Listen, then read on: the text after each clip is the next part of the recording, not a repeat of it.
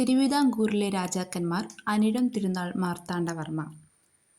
വേണാട് രാജവംശത്തിൻ്റെ തുടർഭരണമെന്നറിയുന്നത് തിരുവിതാംകൂറാണ്. ആധുനിക തിരുവിതാംകൂറിൻ്റെ സ്ഥാപകനും ആധുനിക തിരുവിതാംകൂറിൻ്റെ ഉരുക്കു മനുഷ്യനും തിരുവിതാംകൂറിൻ്റെ ബിസ്മാർക്കും ആധുനിക അശോകനും നെയ്യാറ്റിൻകരയിലെ രാജകുമാരനും എന്നൊക്കെ അറിയുന്നത് അനിഴം തിരുനാൾ മാർത്താണ്ഡവർമ്മയാണ്.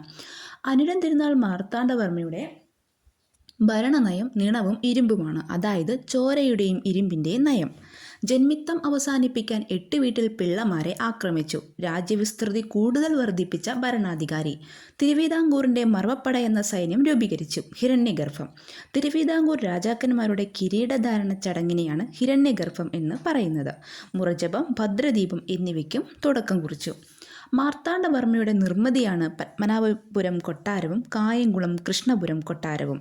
കോട്ടയാണ് വട്ടക്കോട്ടയാണ് സ്ഥാപിച്ചത്. ഉദയഗിരിക്കോട്ട അത് മാർത്താണ്ഡവർമ്മ പുതുക്കി പണിത കോട്ടയാണ്. ഡാം പൊന്മന ഡാം നിർമ്മിച്ചു. അത് കന്യാകുമാരിയിലാണ്. പത്മനാഭപുരം ക്ഷേത്രത്തിലെ ഒറ്റക്കൽ മണ്ഡപം പണി കഴിപ്പിച്ചത് അനിഴം തിരുനാൾ മാർത്താണ്ഡവർമ്മയാണ്. തിരുവിതാംകൂറിൻ്റെ ആദ്യ ദിവാൻ അറുമുഖൻ പിള്ള. മാർത്താണ്ഡവർമ്മയുടെ പ്രശസ്ത ദിവാൻ രാമയ്യൻ ദളവ. മാർത്താണ്ഡവർമ്മയുടെ സർവ്വസൈന്യാധിപൻ കുമാരസ്വാമി പിള്ള. മാർത്താണ്ഡവർമ്മയുടെ സദസ്സിലെ ആസ്ഥാന കവി കൃഷ്ണശർമ്മൻ. വ്യവസായ മന്ത്രി പള്ളിമാണി മല്ലൻ ശങ്കരൻ. തിരുവിതാംകൂറിൻ്റെ മുദ്ര ശംഖ്. ഗാനം വഞ്ചിശമംഗളം. തലസ്ഥാനം പത്മനാഭപുരം. മാർത്താണ്ഡവർമ്മ പുറത്തിറക്കിയ നാണയമാണ് അനന്തരായ പണവും അനന്ത വരാഹവും. മാർത്താണ്ഡവർമ്മയുടെ വ്യവസായ വകുപ്പ് മുളക് മടിശീല.